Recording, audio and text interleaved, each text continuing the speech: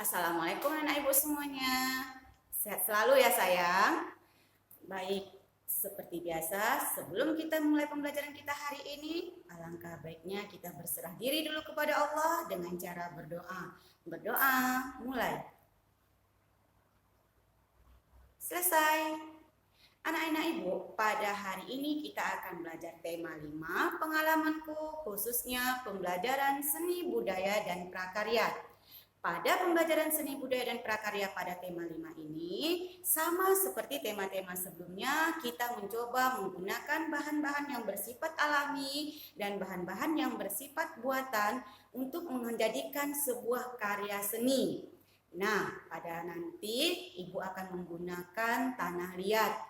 Hanya saja karena tanah liat pada zaman sekarang ini susah untuk kita temui atau kita dapati, maka Ibu menggantinya dengan plastisin. Ya, anak-anak ibu pasti tahu plastisin ini. Karena di TK atau di kelas 1, anak-anak ibu sering sekali menggunakan ketika membuat sebuah karya. Nah, apa yang akan kita lakukan dengan plastisin ini? Anak-anak ibu perhatikan ya. Apa yang akan kita buat? Perhatikan percobaan yang akan Ibu kerjakan saat ini. Baik anak-anak Ibu, ini plastisin. Plastisin ini kita buka dari plastiknya. Ya, setelah itu nanti kita ambil, kita bulatkan. Pertama sekali langkah kita adalah membuat alas. Ya, membuat alasnya setelah kita bulatkan, kemudian kita pipihkan. Dipipihkan itu artinya ditipiskan ya anak-anak ibu ya.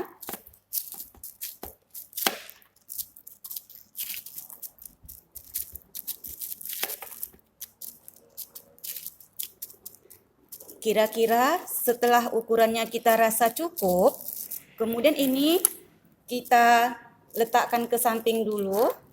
Kemudian kita ambil plastisin lagi, kita ambil, kemudian kita bulat-bulatkan. Lalu kita bentuk dia seperti sosis panjang. Nah, nanti akan jadinya seperti ini. Nah, di sini Ibu menggunakan plastisin yang berwarna-warni supaya nanti hasilnya potnya juga akan terlihat indah. Nah, setelah jadi seperti ini, kemudian kita letakkan, kita ambil alas yang sudah kita buat tadi. Kemudian kita lingkarkan plastisin yang sudah kita buat seperti sosis. Nah, seperti ini. Terus kita lapis terus sampai dia ke atas. Nah, anak-anak ibu ya. Anak-anak ibu perhatikan. Nih, seperti ini ya. Nih, dia sudah membentuk seperti tempat ataupun wadah. Terus kita lanjutkan. Sampai nanti ukuran yang kita inginkan selesai. Nah, hasil akhirnya seperti ini ya anak-anak ibu ya.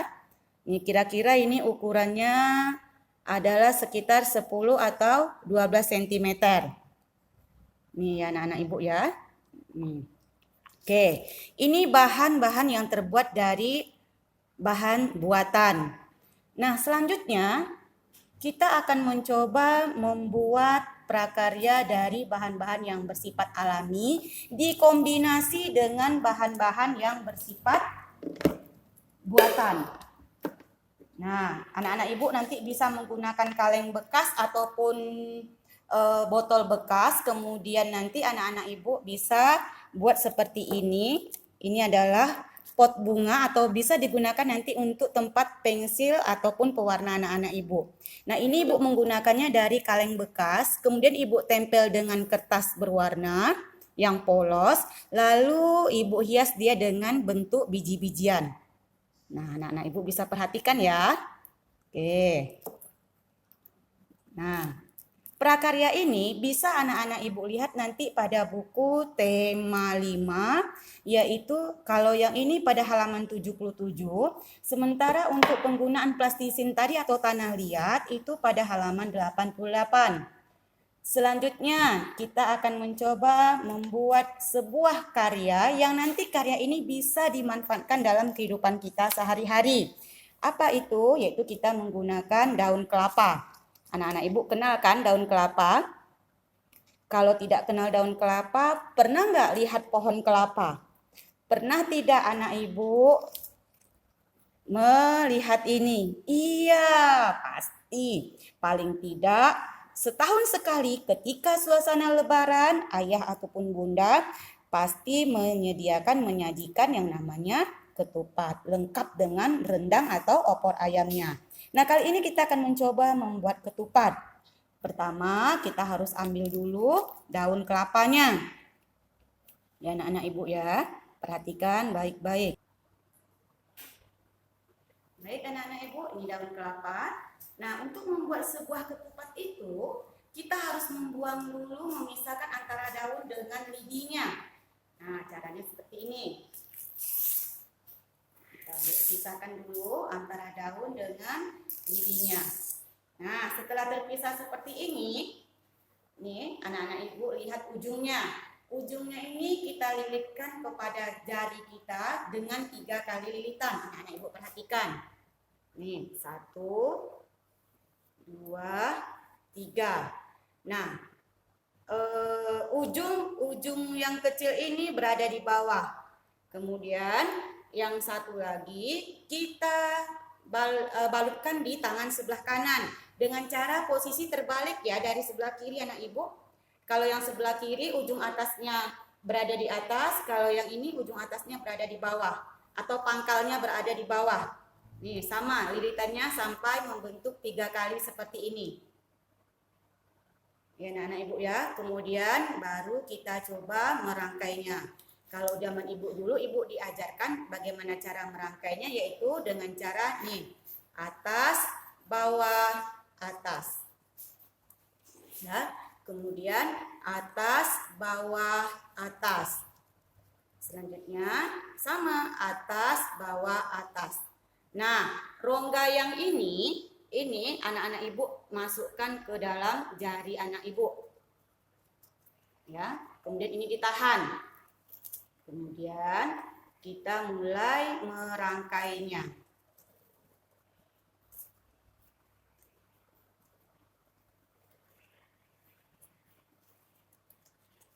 Nanti anak-anak ibu usahakan ketika ini daun kelapanya yang panjang ya, karena untuk pertama sekali anak-anak ibu tentunya nanti akan kewalahan kalau daun kelapanya pendek. Nah, jika nanti daun kelapanya tidak ada, anak-anak ibu bisa menggunakannya dengan pita Jepang. Tentunya pita Jepangnya anak-anak ibu buat dua warna ya, supaya nanti anak ibu jelas untuk membuat atau merangkainya. Oke, ini kita rangkai.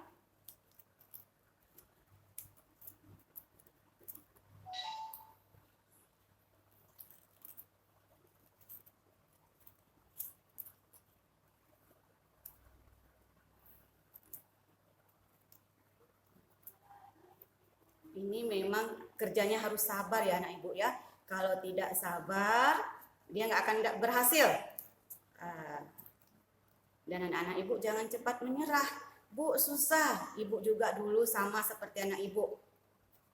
Kewalahan sampai berkali-kali belajar untuk membuat ini gagal-gagal.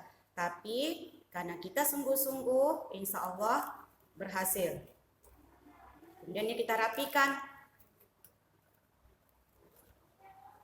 Terus kita rapikan sampai nanti dia membentuk ketupat yang seperti anak-anak ibu temukan ketika makan sate atau ketika hari lebaran.